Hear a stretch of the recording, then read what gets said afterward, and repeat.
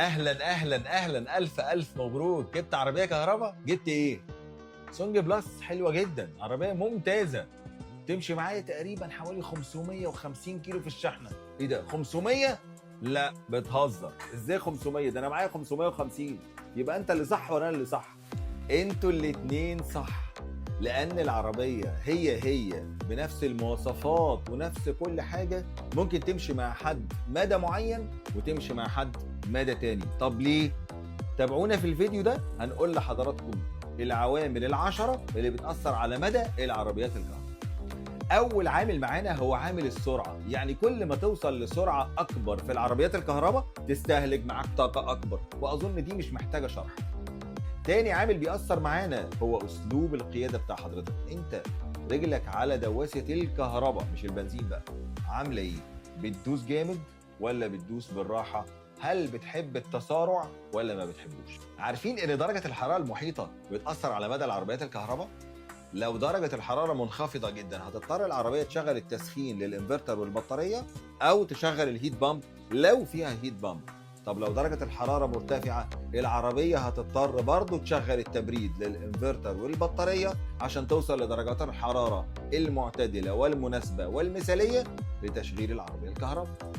كمان استخدام التبريد او التدفئه في العربيه الكهرباء بيأثر بشكل كبير في المدى، لانه بياخد من البطاريه طاقه كبيره جدا، وبالتالي طاقه البطاريه الدي سي ما بتبقاش مخصصه كلها لحركه العربيه او لمدى العربيه.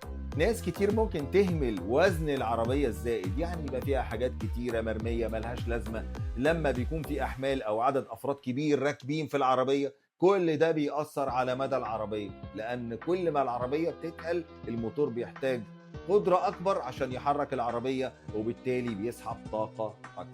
انتوا ممكن تتصدموا لو قلت لحضراتكم إن ضغط كاوتش العربية بيأثر على مدى العربية الكهرباء. لا ما تتصدمش، وده بيأثر كمان في مدى العربيات البنزين. الطرق والمرتفعات والمنخفضات برضه بتأثر في مدى العربية الكهرباء. تعرف ان المطلع وانت طالع بيستهلك يمكن 3 اضعاف وانت نازل من اللي بتولده من ريجنريتيف بريكنج سيستم. من الطبيعي ان عمر بطارية العربية الكهرباء برضه يأثر على مدى العربية، لان مع الوقت كفاءة البطارية طبيعي انها تقل.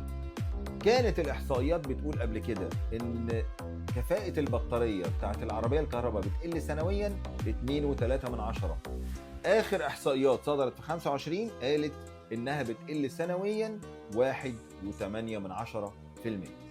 مقاومة الهواء بتأثر بشكل كبير جدا على العربيات، والناس اللي بتسافر وملاك العربيات الكهرباء فعليا دلوقتي حاسين جدا بالموضوع ده، لان لما بيتحركوا في نفس الطريق ولكن مع الريح او عكس الريح الاستهلاك بيفرق بشكل كبير جدا. اسلوب القياده بتاعك بيفرق كتير جدا. عارف يعني ايه؟ يعني لما تختار نورمال غير سبورت غير سنو غير ايكونومي، كل ما تختار حاجه مختلفه ده بيفرق معاك في الكونسبشن او في استهلاك العربيه، وبالتالي في مدى العربيه بتاعتك.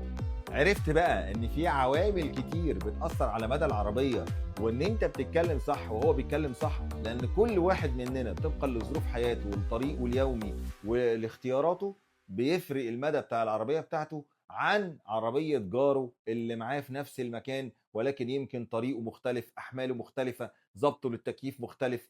كل العوامل دي بتأثر من شخص للتاني وبتفرق المدى من عربية لعربية تانية. خالص تحياتي، اشوفك في فيديو جاي. السلام عليكم.